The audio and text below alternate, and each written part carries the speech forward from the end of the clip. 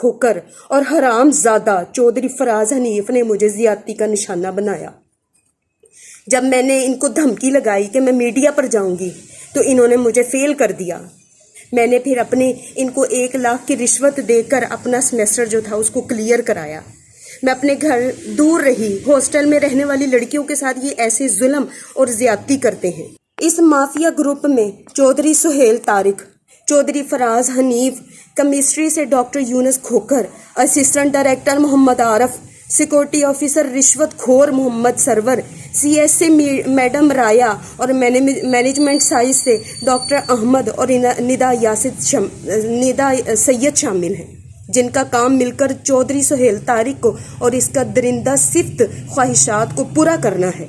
और इस सिलसिले में हम वाइस चांसलर को दरख्वास्त कई बार लिख चुके हैं, लेकिन हमारी फरियाद को किसी ने नहीं सुना।